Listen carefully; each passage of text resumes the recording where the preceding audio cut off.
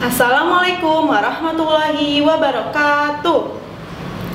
Gimana nih kabarnya teman-teman? Semoga kalian selalu dalam keadaan baik dan sehat ya. Kali ini bertemu lagi dengan Miss Rizka. Tentunya masih dalam pelajaran PKN, tapi kali ini kita akan membahas materi kelas 9. Sebelum kita mulai, kita baca basmalah dulu ya. Bismillahirrahmanirrahim. Nah, pada kesempatan kali ini kita akan membahas materi bab 3 tentang Kedaulatan Negara Kesatuan Republik Indonesia. Tapi sebelum kita masuk ke materi, kita harus tahu dulu nih tujuan pembelajaran dari apa yang akan kita pelajari hari ini. Nah, ada 3 tujuan. Pertama, dengan mempelajari materi ini, kita dapat mendeskripsikan hakikat dan teori kedaulatan rakyat. Kedua, kita dapat mengidentifikasi bentuk kedaulatan negara sesuai dengan Undang-Undang Dasar NRI tahun 1945. Dan ketiga, kita dapat mendeskripsikan prinsip-prinsip kedaulatan negara berdasarkan UUD NRI tahun 1945. Tapi pada kali ini yang akan kita bahas hanya tujuan yang pertama dan kedua saja ya. Masuk ke poin pertama, yaitu tentang hakikat dan teori kedaulatan. Ada 4 yang akan kita bahas dalam hakikat dan teori kedaulatan, yaitu yang pertama ada pengertian kedaulatan, macam-macam kedaulatan, sifat kedaulatan, dan sumber dan teori kedaulatan. Kedaulatan itu berasal dari bahasa Arab, yaitu daulah yang artinya kekuasaan. Sedangkan dalam bahasa Inggris disebut dengan sovereignty yang artinya tertinggi. Jadi, kedaulatan mempunyai arti adalah suatu keadaan yang menyangkut kekuasaan tertinggi. Nah, berikutnya ada 2 macam-macam kedaulatan. Yang pertama ada kedaulatan intern dan yang kedua adalah kedaulatan ekstern. Kedaulatan intern adalah kekuasaan tertinggi suatu negara untuk mengatur segala hal yang ada di dalam negara. Sedangkan kedaulatan ekstern itu adalah kekuasaan tertinggi suatu negara untuk mengadakan hubungan dan kerjasama dengan negara lain. Contoh dari kedaulatan intern contohnya adalah seperti membuat kebijakan, membuat atau merevisi undang-undang. Dan kalau contoh dari kedaulatan ekstern adalah melakukan kerjasama dengan negara lain. Contohnya melakukan kerjasama dengan negara ASEAN dan lain-lain. Berikutnya yaitu sifat kedaulatan. Ada 4 sifat kedaulatan yang harus kita tahu. Yang pertama yaitu permanen, asli, bulat, dan tidak terbatas. Permanen, kedaulatan akan tetap ada selama suatu negara itu masih berdiri. Nah, kalau asli, yang kedua ini adalah asli. Asli itu adalah kedaulatan itu murni, tidak berasal dari kekuasaan yang lebih tinggi. Yang ketiga, bulat. Kedaulatan merupakan satu-satunya kekuasaan tertinggi dalam suatu negara dan tidak dapat dibagi-bagi.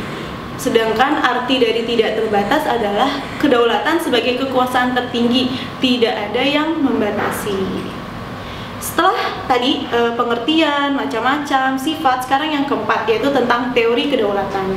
Ada 5 teori kedaulatan yang perlu kita tahu. Pertama, teori kedaulatan Tuhan. Kedua, teori kedaulatan raja. 3, teori kedaulatan negara. Keempat, teori kedaulatan rakyat. Dan yang kelima adalah teori kedaulatan hukum. Kita akan bahas satu persatu. Pertama, teori kedaulatan Tuhan.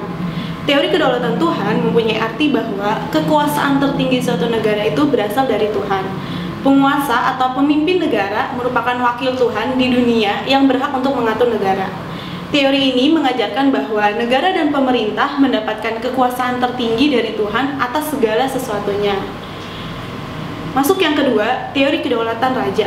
Teori kedaulatan raja ini tidak berbeda jauh dengan teori kedaulatan Tuhan, bahwa kekuasaan tertinggi milik raja dan keturunannya. Segala ucapan dan perbuatan raja menjadi hukum negara. Nah, raja dianggap sebagai wakil Tuhan atau titisan dewa yang bertugas untuk mengurusi segala hal yang menyangkut kehidupan duniawi. Kekuasaan raja bersifat mutlak, jadi sehingga raja berhak bertindak semaunya. Ketiga, teori kedaulatan negara. Nah, arti dari teori kedaulatan negara adalah kedaulatan berasal dari negara itu sendiri.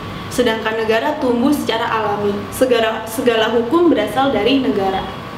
Kekuasaan negara tidak ada yang membatasi. Artinya di sini negara berhak mengatur semua warga negaranya dan warga negara itu harus patuh terhadap kehendak dan keinginan negara. Sikap kepala negara bertindak sebagai diktator. Yang keempat, teori kedaulatan rakyat. Arti dari teori kedaulatan rakyat adalah kekuasaan tertinggi negara berasal dari rakyat. Rakyat sebagai pemegang kekuasaan melimpahkan kewenangannya kepada wakil rakyat yang dipilih oleh rakyat melalui pemilihan umum.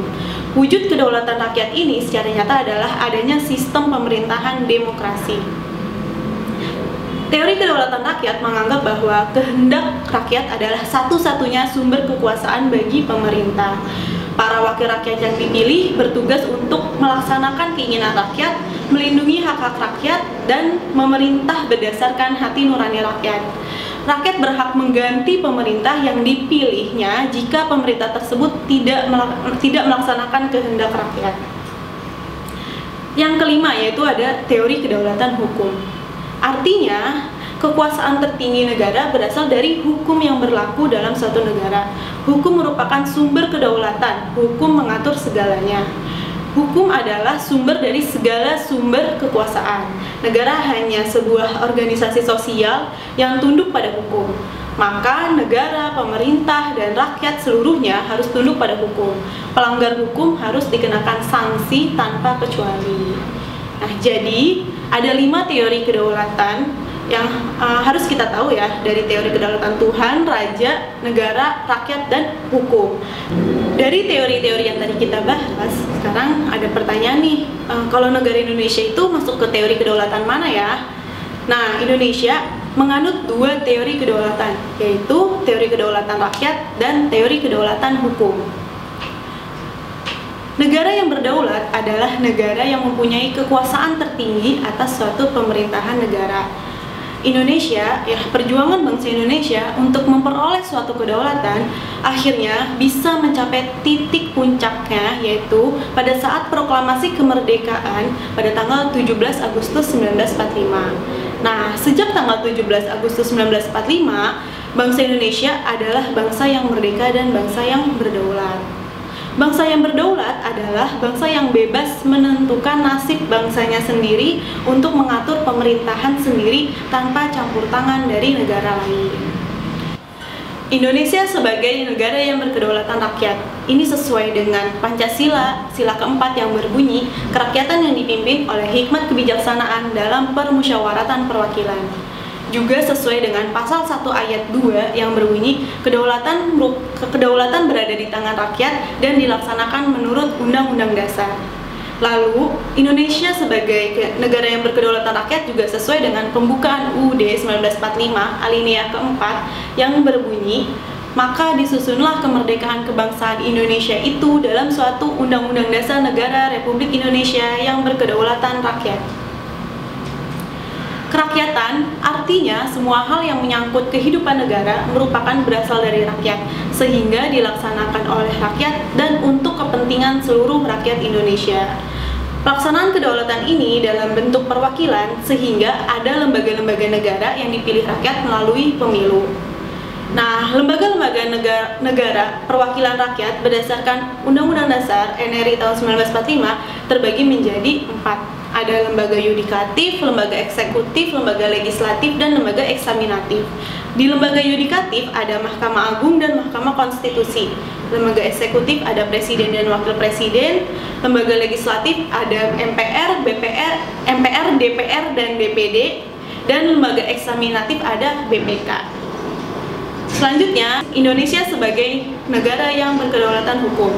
Ini sesuai dengan pasal 1 ayat 3, pasal 1 ayat 2, dan juga sesuai dengan pembukaan Undang-Undang Dasar alinea keempat.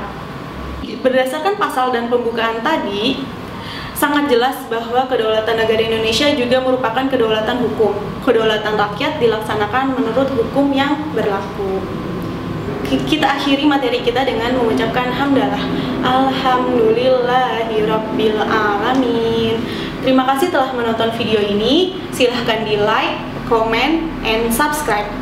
Jangan lupa di share juga ya teman-teman. Assalamualaikum warahmatullahi wabarakatuh.